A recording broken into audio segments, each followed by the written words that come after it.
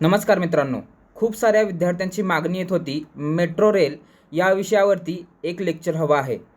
त्यांच्या आग्रहास्तव आज आपण मेट्रो रेल या सब्जेक्टवरती एक लेक्चर घेत आहोत. तर चला सुरू करूया. तर सुरुवातीला आपण पाहणार आहोत मेट्रो रेलची ग्लोबल ओरिजिन आणि इव्हॉल्युशन. ठीक आहे, जागतिक सुरुवात कुठून झाली. ठीक आहे, तर मेट्रो रेल्वेची संकल्पना ही 19व्या शतकात सुरू झाली. शतक होतं 19वं. ठीक आहे, फर्स्ट मेट्रो म्हणजे जगातील पहिली मेट्रो ही लंडनमध्ये सुरू झाली. ठीक आहे, कधी तर 10 जानेवारी 1863 साली. ठीक आहे, the world's first underground railway was the London Underground which started on January 10, 1863. It was known as the Metropolitan Railway. ठीक आहे, जगातली जी सगळ्यात पहिली रेल्वे होती ती कधी 10 जानेवारी 1863 लंडन येथे अंडरग्राउंड या स्वरूपात सुरू झाली.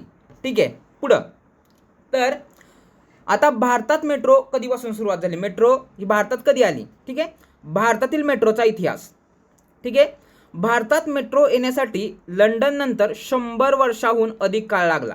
ठीक आहे, भारतात सर्वप्रथम मेट्रो कुठं आली तर भारतात सर्वप्रथम कोलकाता इथं मेट्रो आली. ठीक आहे, the first metro system in India was established in Kolkata. ठीक आहे, भारतात सर्वप्रथम कुठं मेट्रो आली तर कोलकाता इथं. द कन्स्ट्रक्शन स्टार्टेड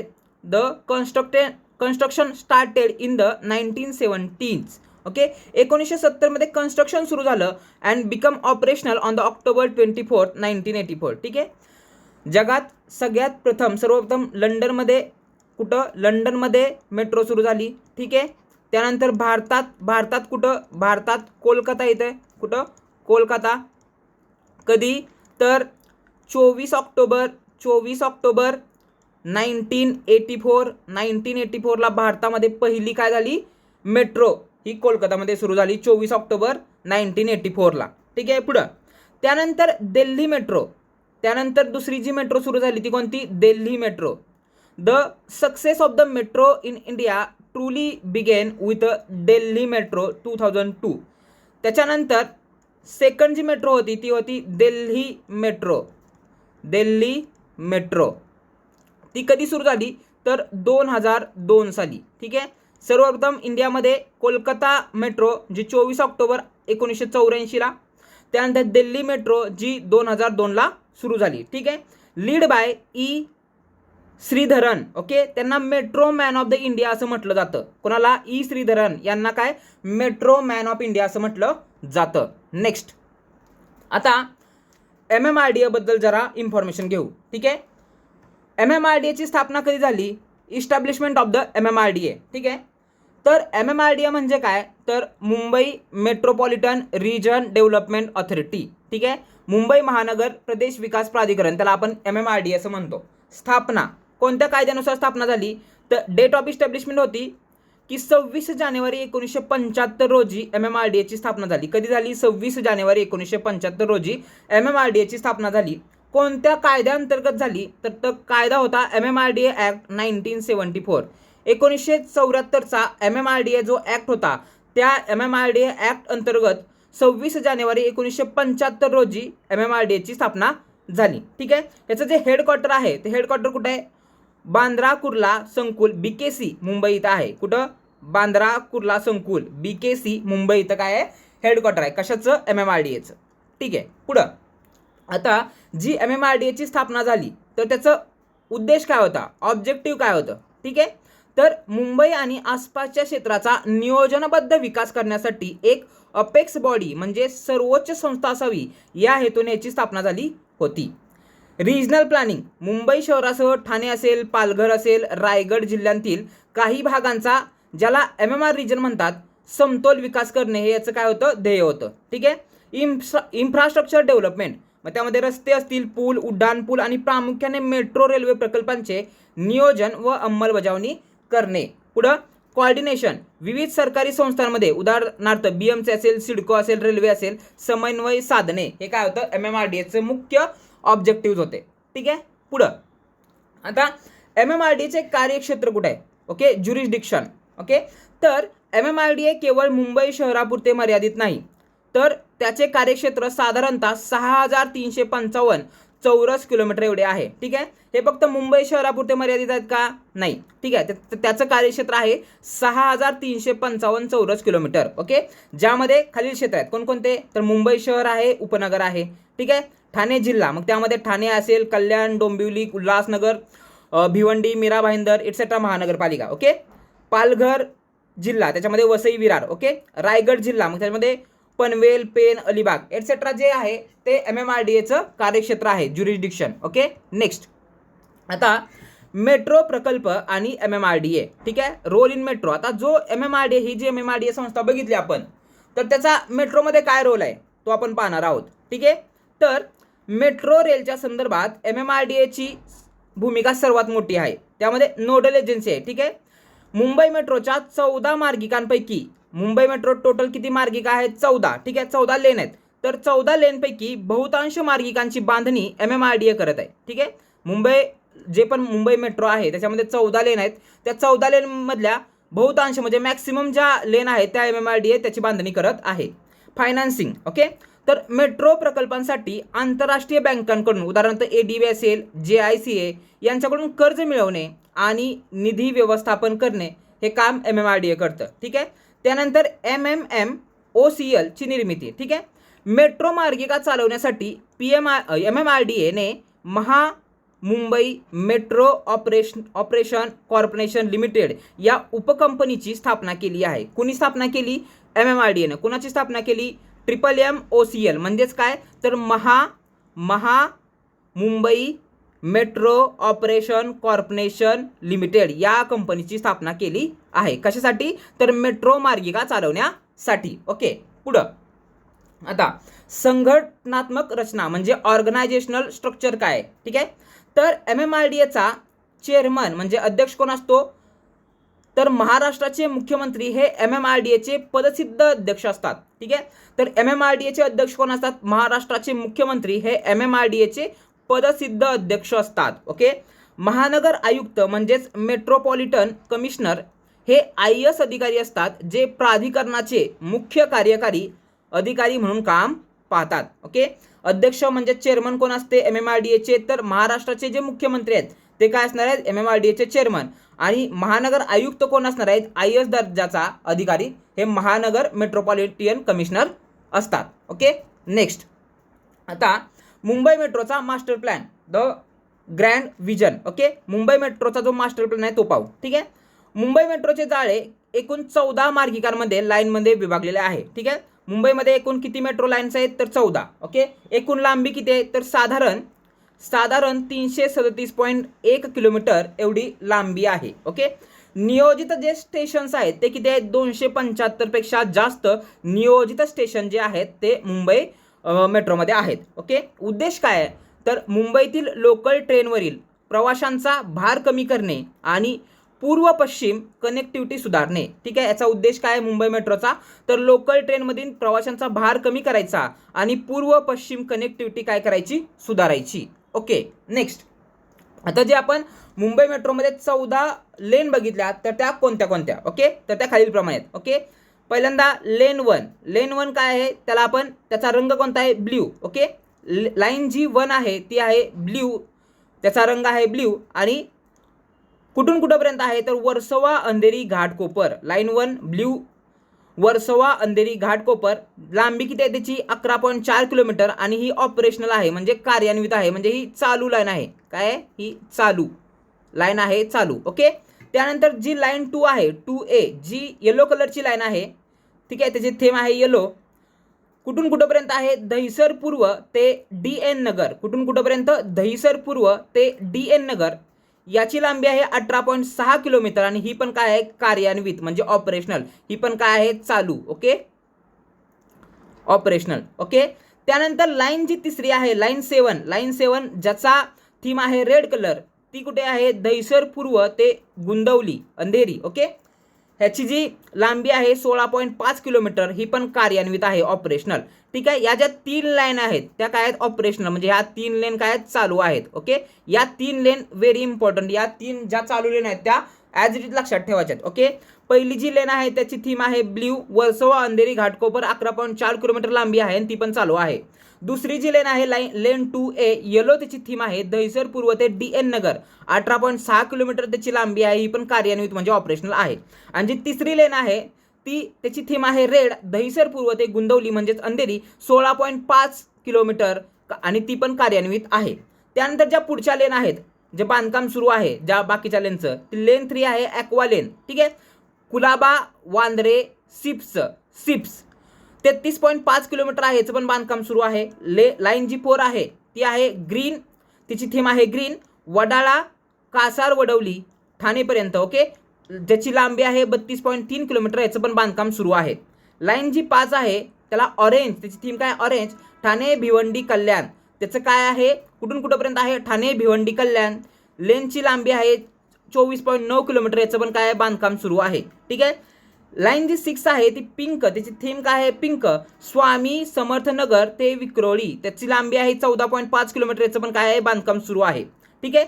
लाईन जी 9 आहे रेड, ही कुठं आहे दहिसर पूर्व ते मीरा भाईंदर, याची लांबी आहे 10.5 किलोमीटर, याचं पण बांधकाम सुरू आहे. ठीक आहे.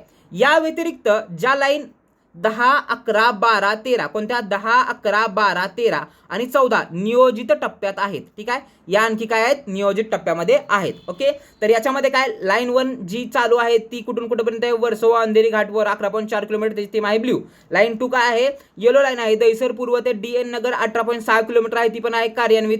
ठीक आहे, हे पण लक्षात ठेवायचं आहे. लाईन 3 जी आहे ते रेड कलरची दहिसर पूर्व ते गुंदवली म्हणजे अंधेरी 16.5 किलोमीटर, ही पण काय कार्यान्वित आहे. ह्या 3 लाईन व्हेरी इम्पॉर्टंट आहेत, त्याच्या थीम आणि ते लक्षात ठेवायचे कारण की ह्या काय चालू लेन आहेत. त्यानंतर या सगळ्या लेन ज्या आहेत त्या काय त्याचं ह्या ऑपरेशनल, ही पण ह्या 3 ऑपरेशनल आहेत. आणि त्यानंतर चौथ्यापासून ज्या 9व्यापर्यंत आहेत त्यांचं बांधकाम सुरू आहे आणि 10, 11, 12, 13, 14 या नियोजित टप्प्यामध्ये आहेत.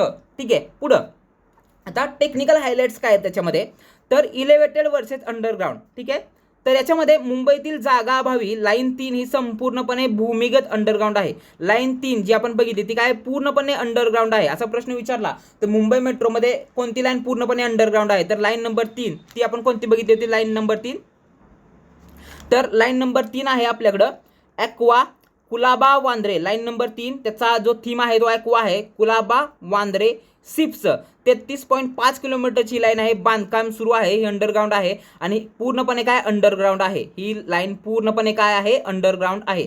तर हे पण आपल्याला लक्षात ठेवायचं आहे.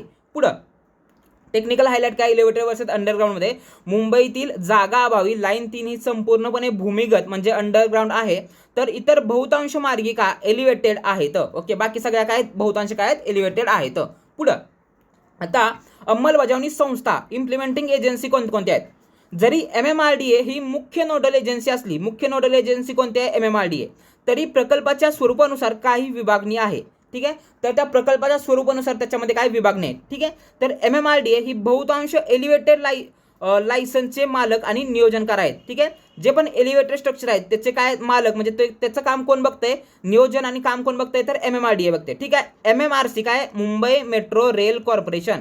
लाईन नंबर 3 जी भूमिगत म्हणजे अंडरग्राऊंड लाईन आहे त्याच्या बांधकामाची जबाबदार कोण आहे MMRC काय Mumbai metro rail corporation. Line number 3 जे भूमिगत आहे त्याच्या बांधकामासाठी जबाबदार आहे MMRC आणि जे MMMOCL म्हणजेच Maha Mumbai metro operation corporation.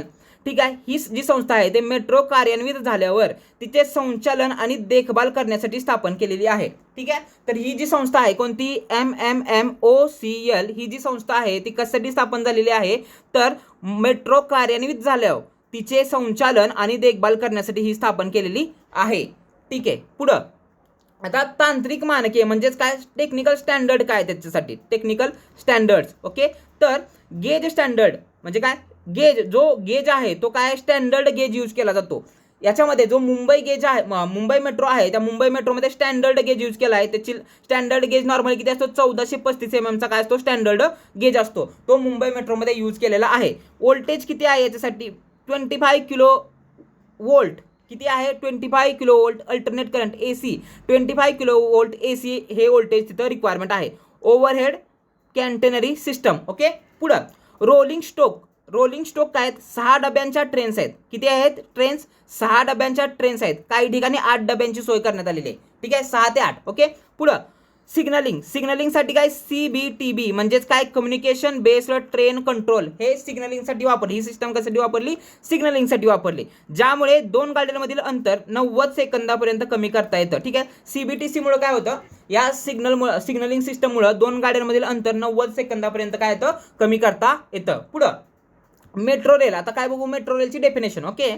Metro rail ज्याला आपण मास रॅपिड ट्रान्झिट सिस्टम म्हणजे MRTS असेही म्हणतो, ही शहरी भागातील उच्च क्षमता असलेली म्हणजे हाय कॅपॅसिटी असलेली सार्वजनिक वाहतूक व्यवस्था आहे. ओके. ग्रेड सेपरेशन म्हणजे ही व्यवस्था रस्ते वाहतुकीपासून पूर्णपणे वेगळी असते. एकतर उंच पुलावर किंवा जमिनी खाली म्हणजे एकतर इलेव्हेटेड असते किंवा अंडरग्राऊंड असते. ओके. पुढं एक्सक्लुझिव्हिटी म्हणजे काय या रुळांवर केवळ मेट्रो ट्रेनच धावू शकतात, इतर कोणतेही वाहने धावत नाहीत. ओके. नेक्स्ट आता मेट्रोचे वर्गीकरण बघणार आहोत आपण. ठीक आहे. Classification of the metro system. ठीक आहे. मेट्रोचे 3 याच्यामध्ये वर्गीकरण केलं जातं. एक हेवी मेट्रो, दुसरा आहे लाईट मेट्रो आणि तिसरं जे आहे ते मेट्रो निओ. ठीक आहे. मेट्रोचे 3 याच्यामध्ये वर्गीकरण केलं जातं. पहिले आहे हेवी मेट्रो. मोठ्या शहरांसाठी एक्झाम्पल आहे मुंबई दिल्ली, मोठ्या शहरांसाठी हेवी मेट्रो वापरतो. ठीक आहे. प्रवासी क्षमता काय असते 60,000 ते 80,000 PHPDT म्हणजेच काय पॅसेंजर पर आर पर डायरेक्शन ट्रॅफिक. ओके. प्रवासी क्षमता आहे 60,000 ते 80,000 PHPDT म्हणजेच पॅसेंजर पर आर पर डायरेक्शन ट्रॅफिक. उदाहरणार्थ ही कुठं आहे मुंबई मेट्रो लाईन 1, 2, 3 आणि 7 या काय आहेत हेवी मेट्रो आहेत. कोणकोणत्या लाईनला 1, 2, 3 आणि 7 ला. ठीक आहे. त्यानंतर दुसरा जो टाईप आहे तो आहे लाईट मेट्रो लाईट. ओके. कमी लोकसंख्येच्या शहरांसाठी किंवा फिडर मार्ग म्हणून मेट्रो लाईटचा वापर केला जातो. बांधकाम खर्च हेवी मेट्रोपेक्षा कमी असतो. कुणाचा कमी असतो मेट्रो लाईटचा कमी असतो आणि क्षमता असते 15,000 ते 25,000 PHPDT म्हणजेच काय पॅसेंजर पर आर पर डायरेक्शन ट्रॅफिक याची काय असते क्षमता असते. त्यानंतर जो तिसरा टाईप असतो तो असतो मेट्रो निओ. हे रबरी टायरवर चालणारे कोच असतात जे ओव्हरहेड इलेक्ट्रिक वायरवर चालतात. ओके. यासाठी रेल्वे रुळांऐवजी कॉन्क्रीटचा रस्ता लागतो, त्याला मेट्रो निओ असं म्हटलं जातं. पुढं त्यानंतर पुढे येतात मेट्रोची तांत्रिक मानके म्हणजे टेक्निकल पॅरामीटर कोणकोणते आहेत मेट्रोचे. तर पॅरामीटर काय आहेत तर मेट्रोचे पॅरामीटर तपशील बघणार आहोत आपण. तर डिझाईन स्पीड किती आहे मेट्रोचा 80 ते 90 kmph. ऑपरेशनल स्पीड काय आहे 30 ते 35 kmph म्हणजे स्टेशन्समधील अंतरामुळे. डिझाईन जे स्पीड असतं ते मॅक्सिमम स्पीड असतं ते काय असतं 80 ते 90 kmph हे डिझाईन स्पीड आहे. ऑपरेशनल स्पीड काय असतं मेट्रोचं 30 ते 35 kmph स्टेशनमधील अंतरामुळे किती ऑपरेशनल स्पीड किती येतं 30 ते 35 kmph. ॲक्च्युअल लोड जे किती असतो अराउंड 16 टन एवढा काय असतो ॲक्च्युअल लोड त्याच्यावर असतो. आणि ग्रॅडियंट जास्तीत जास्त ग्रॅडियंट काय असतो 4%. मेट्रोसाठी ग्रॅडियंट किती असतो 4% असतो. पुढं कर्वेचर किमान रेडियस साधारण कर्वेचरवरती किमान रेडियस किती असते 120 ते 190 मीटर एवढी काय पाहिजे रेडियस पाहिजे कर्वेचर वरती. ओके. पुढं भारतात आता काय बघणार आहोत आपण तर भारतात मुख्यत्वे 3 महत्त्वाचे मेट्रो कायदे आहेत. कोणकोणते मेट्रो कायदे आहेत भारतामध्ये ते आपण पाहणार आहोत. तर सर्वात पहिला मेट्रो कायदा होता द मेट्रो रेल्वेज म्हणजे काय construction of works act 1978. The metro railways construction of work act 1978. हा कायदा काय सांगतो तर हा कायदा प्रामुख्याने मेट्रोच्या बांधकाम म्हणजे कन्स्ट्रक्शन टप्प्यासाठी लागू होतो. हा कायदा म्हणजे कोणता कायदा 1978चा हा जो कायदा आहे तो कशासाठी the metro railways construction of the works act 1978. हा कायदा प्रामुख्याने मेट्रोच्या बांधकाम म्हणजे कन्स्ट्रक्शन टप्प्यासाठी लागू होतो. याचा उद्देश काय आहे तर मेट्रो प्रकल्पासाठी लागणारी जमीन संपादित करणे आणि बांधकामादरम्यान येणारे अडथळे दूर करणे. या कायद्याचा मेन उद्देश काय आहे तर मेट्रो जो प्रकल्प आहे त्या मेट्रो प्रकल्पासाठी लागणारी जमीन संपादित करणे आणि बांधकामादरम्यान येणारे जे अडथळे ते दूर करणे. ठीक आहे. मुख्य तरतूद काय आहे त्याच्यामध्ये तर या कायद्यानुसार मेट्रो प्रकल्पासाठी जमीन ताब्यात घेण्याचे अधिकार सरकारला मिळतात. तसेच मेट्रो आणि अलाइनमेंटच्या मार्गातील बांधकामे किंवा झाडे हटवण्याचे कायदेशीर अधिकार यातून मिळतात. कोणता कायदा आहे द मेट्रो रेल्वेज म्हणजेच construction of the works act 1978. आता जो दुसरा कायदा आहे या रिगार्डिंग तो दुसरा कायदा असा आहे the metro railways operation and maintenance act 2002. ठीक आहे, मेट्रो रेल्वेचा दुसरा जो ऍक्ट आहे तो कोणता आहे, ऑपरेशन अँड मेंटेनन्स ऍक्ट 2002. ठीक आहे, मेट्रोचे बांधकाम पूर्ण झाल्यानंतर पहिला होता 1978चा, तो काय होता तर तो होता कन्स्ट्रक्शन संबंधी. ठीक आहे, 1978चा जो आपण ऍक्ट बघितला तो ऍक्ट होता कन्स्ट्रक्शन संबंधी. आता हा जो ऍक्ट बघतोय तो कशा संबंधी आहे, 2002चा तो ऑपरेशन आणि मेंटेनन्स संबंधी आहे. मेट्रोचे बांधकाम पूर्ण झाल्यानंतर ती चालवण्यासाठी ऑपरेशन्स म्हणजे चालवण्यासाठी ऑपरेशनसाठी हा कायदा वापरला जातो. सुरक्षा सेफ्टी काय, मेट्रो सुरू करण्यापूर्वी CMRS म्हणजेच commissioner of metro railway safety कडून तपासणी आणि मंजुरी घेणे अनिवार्य आहे असे हा कायदा सांगतो. कुणाकडून, CMRS म्हणजेच commissioner of metro railway safety यांच्याकडून तपासणी आणि मंजुरी घेणे अनिवार्य आहे असे हा कायदा सांगतो. पुढे प्रवाशांचे नियम काय आहेत, तिकीट न काढणे. प्रवाशांसाठी कोणकोणते नियम आहेत तर तिकीट न काढणे, मेट्रोमध्ये गोंधळ घालणे किंवा मालमत्तेचे नुकसान करणे यावरील दंड आणि शिक्षेच्या तरतुदी या ऍक्टमध्ये आहेत. कशासाठी तर तिकीट न काढणे, मेट्रोमधील गोंधळ घालणे किंवा मालमत्तेचे नुकसान करणे यावरील दंड आणि शिक्षेची तरतूद या ऍक्टमध्ये आहेत. पुढे अपघात निवारण, मेट्रो अपघात झाल्यास चौकशी कशी करावी आणि नुकसान भरपाई कशी द्यावी याचे नियम यात दिलेले आहेत. कोणकोणते तर मेट्रो अपघात झाला, कोणता, मेट्रो अपघात झाल्यास चौकशी कशी करावी आणि नुकसान भरपाई कशी द्यावी याचे नियम यात दिले आहेत. पुढे आता जो तिसरा ऍक्ट आहे मेट्रो संबंधी तो कोणता आहे, the metro railways amendment act 2009. तिसरा ऍक्ट कोणता, the metro railways amendment act 2009. याच्या अंतर्गत काय, सुरुवातीला मेट्रो कायदे केवळ कोलकाता आणि दिल्लीसाठी मर्यादित होते. कुठे कुठे सुरुवातीला जे मेट्रो कायदे होते ते फक्त कोलकाता आणि दिल्लीसाठी मर्यादित होते. 2009च्या सुधारणेनुसार हे कायदे संपूर्ण भारतासाठी म्हणजे नॅशनल कॅपिटल रिजनसह सर्व दशलक्ष शहरे लागू या सगळ्यांना काय झाले, लागू करण्यात आलं. म्हणजे सुरुवातीला हा कायदा कुठं लागू होता तर हा कोलकाता आणि दिल्लीसाठी मर्यादित होता. 2009च्या सुधारणेनुसार हा कायदा संपूर्ण भारतासाठी लागू करण्यात आला. कोणता कायदा आहे, द मेट्रो रेल्वे, कोणता, the metro railways amendment act 2009. यामुळेच मुंबई म्हणजे MMRDA, बेंगलुरू आणि चेन्नई यांच्यासारख्या शहरांना मेट्रो प्रकल्पांसाठी कायदेशीर आधार मिळाला आहे. नेक्स्ट आता गेजेस, आपण जे गेज बघितले मुंबई मेट्रोमध्ये कोणता गेज वापरतो, स्टँडर्ड गेज वापरतो. आता आपण टाइप्स ऑफ गेज बघणार आहे. ठीक आहे, तर दोन रुळांच्या आतील बाजू म्हणजे किमान अंतर त्याला आपण गेज असं म्हणतो. म्हणजे minimum distance between inner faces of the rail त्याला आपण गेज असं म्हणतो. ठीक आहे, तर गेजचे कोणकोणते टाईप येतात, पहिला आहे तो broad gauge. Okay, broad gauge त्याची जे हे असतं मेजरमेंट ते काय असतं 1676 मिलीमीटर. किती, 1676 मिलीमीटर. भारतीय रेल्वेचे 90% पेक्षा जास्त जाळे याच गेजवर चालते. ठीक आहे, 90% पेक्षा जास्त जे ब्रॉड गेज वापरला जातो त्याचं काय साईज काय आहे तर 1676 mm. ठीक आहे, वैशिष्ट्य काय, जास्त वेग आणि जास्त प्रवासी माल वाहून नेण्याची क्षमता याच्यामध्ये असते.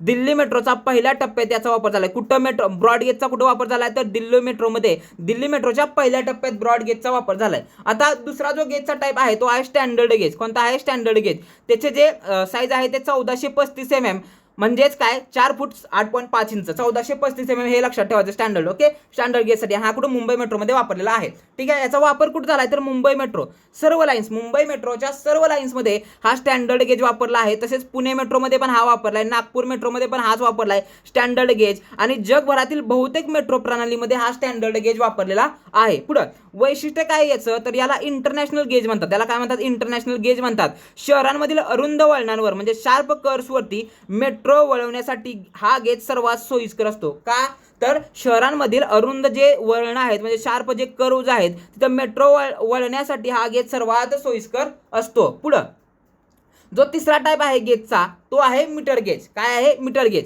आता याच्यामध्ये काय मीटर गेज काय असतो, त्याचं मेजरमेंट असतं 1000 mm असतं, 1000 mm. ठीक आहे, मीटर गेजचं जे मेजरमेंट असतं 1000 mm. वापर कुठे केलाय मीटर गेजला तर पूर्वी भारतीय रेल्वेमध्ये मोठ्या प्रमाणावर वापरला जायचा. म्हणजे काय, पूर्वी भारतीय रेल्वेमध्ये हा जो मीटर गेज आहे तो मोठ्या प्रमाणावर वापरला जायचा. त्याचे आता ब्रॉड गेजमध्ये रूपांतर झाले आहे. ठीक आहे, रूपांतर केले जात आहे. निलगिरी माउंटेन रेल्वेमध्ये अजूनही हा गेज आहे. हा गेज कुठे, ब्रॉड गेज म्हणजे मीटर गेज कुठे आहे तर निलगिरी माउंटेन या रेल्वेमध्ये मीटर गेज आहे. नेक्स्ट पुढं नॅरो गेज. जो गेजचा चौथा टाईप आहे तो आहे नॅरो गेज. नॅरो गेज काय, यामध्ये दोन उपप्रकार पडतात. एक 772 मिमी त्याची साईज असते आणि 610 mm त्याची साईज असते. ओके, तर 772 जो आहे तो काय उदाहरणार्थ कुठं वापरलाय तर कालका शिमला रेल्वेवरती वापरलाय आणि 610 mm जो आहे तो माथेरान हिल्स रेल्वे आणि दार्जिलिंग टॉय ट्रेनमध्ये वापरलेला आहे. पुढं याचं वैशिष्ट्य काय आहे, तर डोंगराळ भागात जिथे जागा कमी असते, वळणे खूप तीव्र असतात, तिथे याचा वापर होतो. ठीक आहे. तर आता नॅरो गेज कुठे वापरतात, तर डोंगराळ भागात वापरतात. त्याची साईज काय 762 mm 610 mm ही काय त्याची साईज आहे. डोंगराळ भागात जिथे जागा कमी आहे आणि वळणे खूप तीव्र आहेत अशा ठिकाणी काय वापरतो आपण, नॅरो गेज वापरतो. पुढं आता जे पण आय एस कोड जे मेट्रोसाठी लागतात ते इम्पॉर्टंट आय एस कोड आणि IRS कोड आपण पाहणार आहोत. ठीक आहे. पुढं इंडियन रेल्वे स्टँडर्ड आपण पाहणार आहोत.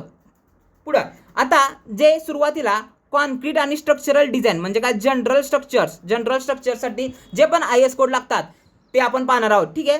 मेट्रोचं काम पहिल्यांदा कॉन्क्रीट आणि स्ट्रक्चर पासून सुरू होतं, तर त्याचे आपण IS कोड बघणार आहोत. ठीक आहे. तर IS 456/2000 हा कशाचा आहे, RCCचा IS कोड आहे. त्यानंतर IS 1343/2012 IS 1343/2012 हा प्री स्ट्रेस्ड कॉन्क्रीटचा आहे. कशाचा आहे IS हा, प्री स्ट्रेस्ड कॉन्क्रीटचा. त्यानंतर IS 875 पार्ट 1 to 5 हा कशाचा आहे, 875 का स्ट्रक्चरवर येणाऱ्या विविध लोड म्हणजे असे डेड लोड असेल, लाईव्ह लोड असेल, विंड लोड, स्नो लोड एटसेट्रासाठी कोणता, IS 875. ठीक आहे. त्यानंतर IRS CBC हा काय, कॉन्क्रीट ब्रिज कोड आहे. IRS CBC concrete bridge code आहे. मेट्रो वायरडक्ट आणि पुलांच्या डिझाईनसाठी हा वापरला जातो. कशासाठी वापरला जातो, मेट्रो वायरडक्ट आणि पुलांच्या डिझाईनसाठी हा वापरला जातो. कोणता, IRS CBC. पुढं फाउंडेशन इंजिनिअरिंगसाठी कोणकोणते आहेत, म्हणजे मेट्रोसाठी आपण IS कोड बघतो, त्याच्यामध्ये आता फाउंडेशन इंजिनिअरिंगसाठी कोणकोणते IS कोड आहेत, तर IS 2911 हा कशासाठी, ऑल पार्ट्स कोणकोणत्या, तर डिझाईन अँड कन्स्ट्रक्शन ऑफ पाईल foundation. Design and construction of पाईल फाउंडेशनसाठी कोणकोणते IS वापरतात, कोणता IS आहे, IS 2911. IS 1904 कशासाठी आहे, तर स्ट्रक्चरल सेफ्टी ऑफ फाउंडेशनच्या सेफ्टीसाठी कोणता IS आहे, तर IS 1904 स्ट्रक्चरल सेफ्टी ऑफ फाउंडेशनसाठी IS 1904. त्यानंतर नेक्स्ट IS कोणता, IS 1892 sub surface investigation for the foundation. कोणता आहे, 1892 हा काय, सब सरफेस इन्व्हेस्टिगेशन फॉर फाउंडेशनसाठी इम्पॉर्टंट IS आहे. पुढं काय, भूकंपरोधक डिझाईनसाठी कोणता IS वापरला जातो, तर म्हणजेच अर्थक्वेक आणि सिझमिक डिझाईनसाठी कोणते IS वापरले जातात, तर ते आहेत IS 1893 पार्ट 1 2016 हा कायसाठी आहे, तर criteria for earthquake resistance design म्हणजे भूकंप प्रवण क्षेत्रात मेट्रो बांधण्यासाठी हा काय आहे, IS आहे. त्यानंतर पुढे IS 13920 कशासाठी आहे, तर ductile design and the detailing of the RC structure. कशासाठी, ductile design and detailing of the RC structure. भूकंप काळात खांब लवचिक राहण्यासाठी काय आहेत, तर IS 13920. ओके. पुढं काय, स्टील आणि वेल्डिंगसाठी जे पण मेट्रोसाठी स्टील आणि वेल्डिंगचं काम केलं जातं त्यासाठी कोणते IS वापरले जातात, तर IS 800/2007 हा स्टँडर्ड कोड आहे स्टील डिझाईनसाठी. Code for practice of the general construction in the steel. IS 2062 कशासाठी, hot rolled medium and high tensile structural स्टीलसाठी कोणता, IS 2062 वापरला जातो. कोणता, IS 2062 कोणता, hot rolled medium and high tensile structural स्टीलसाठी IS 2062 वापरला जातो. त्यानंतर IRS BI हा कशासाठी वापरला जातो, स्टील ब्रिज कोडसाठी हा वापरला जातो. स्टीलच्या पुलांच्या डिझाईनसाठी हा वापरला जातो. कोणता, IRS BI. ओके. पुढं बोगदा बांधणी म्हणजे टनलिंगसाठी कोणते IS इम्पॉर्टंट आहेत, तर IS 5878 हे ऑल पार्टसाठी म्हणजे code for practice for the construction of the टनेलसाठी कोणता इम्पॉर्टंट आहे IS, तर IS 5878 हा इम्पॉर्टंट आहे. पुढं काय, IS 4880 हा कशासाठी इम्पॉर्टंट आहे, तर code of practice for design of the tunnel हा कशासाठी इम्पॉर्टंट आहे, IS 4880 हा इम्पॉर्टंट आहे code of practice for design of the टनलसाठी. टनलच्या डिझाईनसाठी IS 4880 आणि practice of the construction of the टनलसाठी काय 5878 आणि IS 1506 हा कशासाठी आहे, तर टनलिंग इन रॉकमध्ये जर टनलिंग करायचे असेल तर काय IS 1506 हा काय आहे, IS कोड इम्पॉर्टंट आहे. आता काय बघणार आहोत आपण, सिस्टम्स आणि तंत्रज्ञान म्हणजे काय, सिस्टम आणि तंत्रज्ञान म्हणजे टेक्नॉलॉजीज आपण पाहणार आहोत. तर याच्यामध्ये काय सिग्नलिंग आणि ट्रेन नियंत्रणासाठी कोणती सिस्टम आहे, सिग्नलिंग आणि ट्रेन नियंत्रणासाठी कोणती सिस्टम आहे, तर मेट्रोच्या सुरक्षित आणि जलद संचालनासाठी सर्वात महत्त्वाची यंत्रणा आहे कोणती, सिग्नल आणि ट्रेन कंट्रोल ही मेट्रोच्या सुरक्षित आणि जलद संचालनासाठी सर्वात महत्त्वाची यंत्रणा आहे.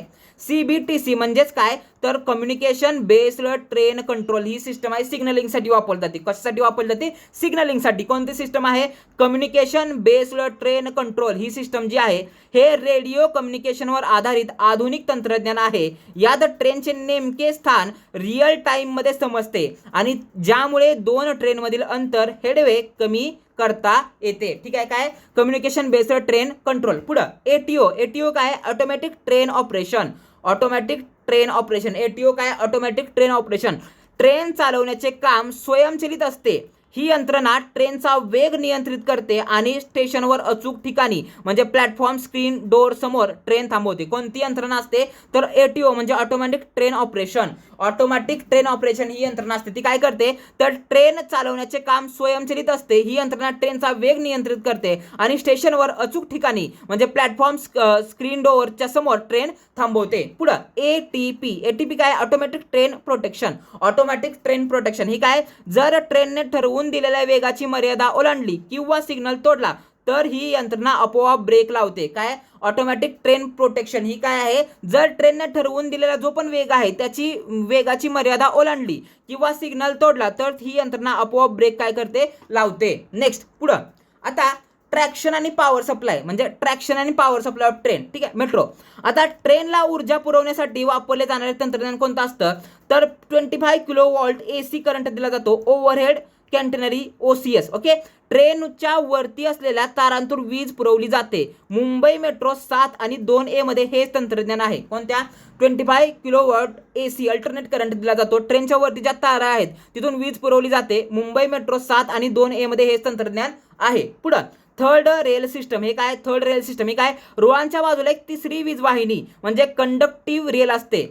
काय, रुळांच्या बाजूला एक तिसरी वीज वाहिनी म्हणजे कंडक्टिव्ह रेल असते. यात साधारणतः 750 वोल्ट DC वीज असते. उदाहरणार्थ मुंबई मेट्रो 1. मुंबई मेट्रो 1 मध्ये काय आहे, 750 वोल्ट DC हा करंटची मेट्रो वीज आहे. कुठं आहे, रुळाच्या बाजूला एक तिसरी वीज वाहिनी असते. यात 750 वोल्ट DC वीज असते. ही कुठं आहे, मुंबई मेट्रो 1 मध्ये आहे. ठीक आहे, त्यानंतर कुठं जे पण 25 किलोवॉल्ट AC ओव्हरहेड जे कॅटेनरी हे आहे जे सर्व्हिस आहे ते काय, ट्रेनच्या वर असलेल्या तारांतून वीज पुरवली जाते. मुंबई मेट्रो 7 आणि 2A मध्ये हे तंत्रज्ञान वापरलेलं आहे. पुढं काय, जनरेटिव्ह ब्रेकिंग हे काय, तर हे ग्रीन टेक्नॉलॉजी आहे. हे काय, हे ग्रीन टेक्नॉलॉजी आहे. जेव्हा ट्रेन ब्रेक लावते तेव्हा मोटर जनरेटर सारखे काम करते आणि वीज तयार होते. ती पुन्हा ग्रीडला दिली जाते. वीज जी तयार झालेली आहे ती पुन्हा ग्रीडला दिली जाते. त्यामुळे 30% पर्यंत वीज वाचते. रिजनरेटिव्ह ब्रेकिंग हे काय, ग्रीन टेक्नॉलॉजी आहे. जेव्हा ट्रेन ब्रेक लावते तेव्हा मोटर जनरेटर सारखे काम करते. ठीक आहे, मोटर जनरेटर सारखे काम करते आणि वीज तयार होते. ठीक आहे, ती पुन्हा ग्रीडला दिली जाते आणि त्यामुळे 30% पर्यंत काय होते, वीज वाचते.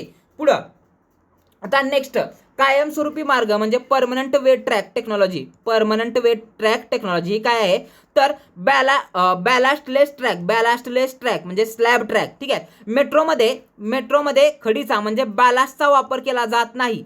रूळ थेट कॉन्क्रीटच्या म्हणजे प्लिंथ किंवा स्लॅबच्या वर बसवले जातात. रेल्वेमध्ये आपण बॅलास्टचा वापर करतो पण इथं मेट्रोमध्ये आपण बॅलास्टचा वापर करत नाही. पुढं याचा फायदा काय आहे, कमी देखभाल करावी लागते, जास्त स्थिरता आणि कमी कंपन म्हणजे व्हायब्रेशन होतात. पुढं काय, हेड हॉल्डन्ड HS रेल्स. ओके, हेड हॉल्डन्ड HS रेल्स म्हणजे काय, तर रुळांच्या वरचा भाग विशेष उष्णतेने हीट ट्रीटमेंटने कडक केला जातो ज्यामुळे वळणांवर रुळांची झीज कमी होते. म्हणजेच काय, हेड हार्डन्ड HS रेल रुळांच्या वरचा भाग विशेष उष्णतेने म्हणजे हीट ट्रीटमेंटने कडक केला जातो ज्यामुळे वळणांवर रुळांची झीज कमी होते. पुढं काय, कंटिन्युअसली वेल्डेड रेल्स म्हणजे CWR कंटिन्युअसली वेल्डेड रेल्स ही काय आहे, रुळांमध्ये सांधे म्हणजे जॉईंट नसतात, ते वेल्ड केलेले असतात. रुळांमध्ये सांधे असतात का नाही, ते वेल्ड केलेले असतात. यामुळे ट्रेनचा आवाज कमी येतो आणि प्रवास सुकर होतो. त्याला कंटिन्युअसली वेल्डेड रेल असं म्हटलं जातं. पुढं नेक्स्ट रोलिंग स्टॉक. पुढं the light weight body, rolling स्टॉकमध्ये काय लाईट वेट बॉडी, ठीक आहे. ट्रेनचे वजन कमी करण्यासाठी स्टेनलेस स्टील किंवा ॲल्युमिनियम वापरले जाते. पुढं एअर सस्पेन्शन सिस्टम, प्रवाशांना हादरे बसू नयेत म्हणून हायड्रॉलिक ऐवजी एअर स्प्रिंगचा वापर केला जातो. पुढं VVVF ड्राईव्ह म्हणजे काय व्हेरिएबल व्होल्टेज व्हेरिएबल फ्रिक्वेन्सी, मोटारचा वेग आणि टॉर्क नियंत्रित करण्यासाठी हे प्रगत इलेक्ट्रॉनिक्स वापरले जाते. कशासाठी तर व्हेरिएबल व्होल्टेज व्हेरिएबल फ्रिक्वेन्सी, मोटारचा वेग आणि टॉर्क नियंत्रित करण्यासाठी हे प्रगत तंत्रज्ञान वापरले जाते. पुढं स्टेशन आणि सुरक्षा तंत्रज्ञान म्हणजे स्टेशन सिस्टम त्याच्यामध्ये काय प्लॅटफॉर्म स्क्रीन डोअर्स म्हणजे PSD, प्लॅटफॉर्म स्क्रीन डोअर्स, प्लॅटफॉर्मवर काचेचे दरवाजे असतात जे ट्रेन आल्यावरच उघडतात. यामुळे अपघात टळतात आणि स्टेशनवरील ACचा खर्च कमी होतो. पुढं त्याला काय म्हणतात प्लॅटफॉर्म स्क्रीन डोअर्स. पुढं AFC काय असतं automatic fair collection, smart card आणि QR कोड आधारित तिकीट यंत्रणा ज्यामुळे प्रवाशांची गर्दी नियंत्रित होते. पुढं स्काडा सिस्टम काय असते supervisory control and the data acquisition, याद्वारे संपूर्ण मेट्रो स्टेशनची वीज, लिफ्ट्स आणि एस्केलेटरवर एका जागी बसून नियंत्रण ठेवता येते, एका जागी बसून लक्ष ठेवता येते. ओके, स्काडा सिस्टम काय असते supervisory control and the data acquisition, याला आपण स्काडा असं म्हणतो. याद्वारे संपूर्ण मेट्रो स्टेशनची वीज, लिफ्ट्स आणि एस्केलेटरवर एका जागी बसून लक्ष ठेवता येते. पुढं काय ग्रेड ऑफ ऑटोमेशनच्या ज्या ग्रेड आहेत त्या आपण पाहणार आहोत. पुढं आता ज्या ग्रेड आहेत त्याच्यामध्ये काय पहिली जी ग्रेड आहे GOA फर्स्ट ही जी ग्रेड आहे ग्रेड ऑफ ऑटोमेशन, त्यातली फर्स्ट जी ग्रेड आहे ती काय आहे manual train operation. GOA first काय आहे मॅन्युअल ट्रेन ऑपरेशनसाठी वापरली जाते. यामध्ये ट्रेन पूर्णपणे ड्रायव्हरच्या नियंत्रणात असते. GOA फर्स्ट ही कशासाठी असते मॅन्युअल ट्रेन ऑपरेशनसाठी असते. यामध्ये पूर्णपणे ट्रेन ड्रायव्हरच्या नियंत्रणात असते. पुढं ड्रायव्हरची भूमिका काय असते याच्यामध्ये तर ट्रेन सुरू करणे, वेग वाढवणे, ब्रेक लावणे आणि स्टेशन जवळचे दरवाजे उघडणे मिटणे हे सर्व कामे कोण करतो ड्रायव्हर करतो. GOA फर्स्ट या मॅन्युअल ट्रेन ऑपरेटिंग सिस्टममध्ये, ठीक आहे. याची यंत्रणा काय केवळ सुरक्षेसाठी ATP म्हणजे काय ऑटोमॅटिक ट्रेन प्रोटेक्शन असते, जे ड्रायव्हरने सिग्नल तोडला तर आपोआप ब्रेक लावते. पुढं हे कुठं आहे तर उदाहरणार्थ कोलकाता मेट्रोच्या जुन्या मार्गिकांमध्ये GOA first manual train operation आहेत. आता GOA सेकंड काय आहे GOA सेकंड ही काय सेमी ऑटोमॅटिक ट्रेन ऑपरेशन आहे. काय आहे अर्ध स्वयंचलित सेमी ऑटोमॅटेड ट्रेन ऑपरेशन आहेत. याच्यामध्ये काय येथे ट्रेनचे धावणे स्वयंचलित असते पण ड्रायव्हर केबिनमध्येच असतो. ठीक आहे, येथे ट्रेनचे धावणे स्वयंचलित असते पण ड्रायव्हर केबिनमध्ये असतो. ड्रायव्हरची तर भूमिका काय असते तर ट्रेन सुरू करण्यासाठी फक्त एक बटन दाबायचे. एकदा ट्रेन सुरू झाली की ती आपोआप धावते आणि पुढच्या स्टेशनवर बरोबर जागी थांबते. दरवाजे उघडणे आणि मिटणे ड्रायव्हर पाहतो. ठीक आहे, तर इथे अर्ध स्वयंचलित GOA2 ही काय असते तर सेमी ऑटोमॅटिक ट्रेन असते अर्ध स्वयंचलित आणि याची यंत्रणा काय यात ATO म्हणजे ऑटोमॅटिक ट्रेन ऑपरेशन तंत्रज्ञान वापरले जाते. उदाहरणार्थ ही कुठं आहे GOA2 कुठं वापरलं जातं तर दिल्ली मेट्रो आणि मुंबई मेट्रो लाईनच्या 1 मध्ये हे वापरलं जातं. कुठं दिल्ली मेट्रो आणि मुंबई मेट्रो लाईन 1 मध्ये सेमी ऑटोमॅटिक ट्रेन ऑपरेशन आहे. पुढं आता जे GOA3 जे आहे ते काय ड्रायव्हरलेस ट्रेन ऑपरेशन. GOA3 जे आहे ते काय ड्रायव्हरलेस ट्रेन ऑपरेशन. यात ट्रेनमध्ये ड्रायव्हर नसतो पण एक ट्रेन अटेंडंट म्हणजे काय ट्रेन अटेंडंट असतो. याच्यामध्ये ट्रेनचा ड्रायव्हर नसतो. हे काय आहे DTO ड्रायव्हरलेस ट्रेन ऑपरेशन. यात ट्रेनमध्ये ड्रायव्हर नसतो पण एक ट्रेन अटेंडंट असतो. याची भूमिका काय असते तर ट्रेन पूर्णपणे स्वयंचलित असते. अटेंडंट फक्त आपत्कालीन परिस्थितीत म्हणजे इमर्जन्सी मदतीसाठी असतो. तो ट्रेन चालवत नाही. पुढं यासाठी दरवाजे उघडणे आणि मिटणे हे सुद्धा स्वयंचलित असते.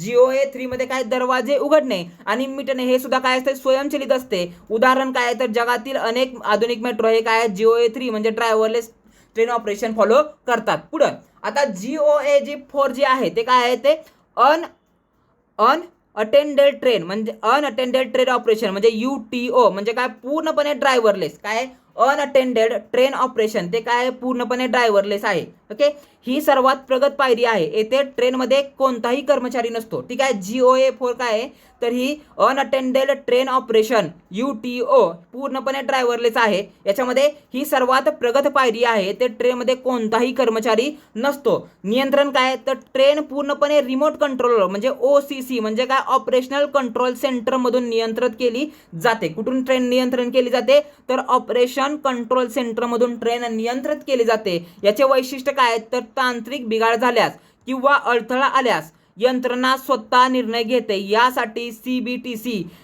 तंत्रज्ञानाचा उच्च दर्जा लागतो. पुढं याचं उदाहरण काय तर ही कुठं कुठं अंमलबजावणी करण्यात आलेली आहे तर काय मुंबई मेट्रो लाईन 3 ॲक्वा जी लाईन आहे, जी ॲक्वा लाईन आहे तर त्याच्यामध्ये ही लाईन जी अंडरग्राऊंड, या लाईनला काय ही ॲक्वा जी लाईन आहे लाईन 3 ही काय अंडरग्राऊंड पण आहे, अंडरग्राऊंड मुंबई मेट्रो लाईन 3 काय अंडरग्राऊंड लाईन हे पण लक्षात ठेवायचं आहे. ठीक आहे. तर काय याला ॲक्वा लाईन म्हणतात आणि हे लाईन 2A आणि 7 या मार्गिकांमध्ये ही क्षमता आहे. कोणत्या लाईन 3, लाईन 2A आणि लाईन 7 या मार्गिकांमध्ये पण कोणती क्षमता आहे तर अनअटेंडेड ट्रेन ऑपरेशन UTO याची ही क्षमता याच्यामध्ये आहे. तर मित्रांनो हे होतं आपलं मेट्रो रेल या सब्जेक्टवरील इन्फॉर्मेशन. ओके, तर याच्यामध्ये आपण काय बघितलं मेट्रोच्या डिटेल्स पाहिल्या, मेट्रोच्या ज्या पण डिटेल्स होत्या त्या पाहिल्या. त्यानंतर MMRDA विषयी डिटेल्स पाहिल्या, MMRDA विषयी डिटेल्स पाहिल्या, MMRDA ची स्थापना बघितल्या, मेट्रोचे ऍक्ट बघितले, मेट्रोसाठी सिस्टम बघितले. ज्या पण इम्पॉर्टंट टर्मिनॉलॉजी होत्या मेट्रो रेल या चॅप्टरमध्ये या सब्जेक्टमध्ये त्या आपण पाहिलेल्या आहेत. तर येणाऱ्या MMRDA एक्झामसाठी ह्या मेट्रो रेल याच्यावरती 1 ते 2 क्वेश्चन एक्सपेक्टेड आहेत आणि जे आपण पाहिलेलं आहे ते व्हेरी इम्पॉर्टंट आहे MMRDA एक्झामसाठी. तर अशाच इन्फॉर्मेटिव्ह व्हिडिओसह आपण नेक्स्ट लेक्चरमध्ये भेटू. तोपर्यंत धन्यवाद.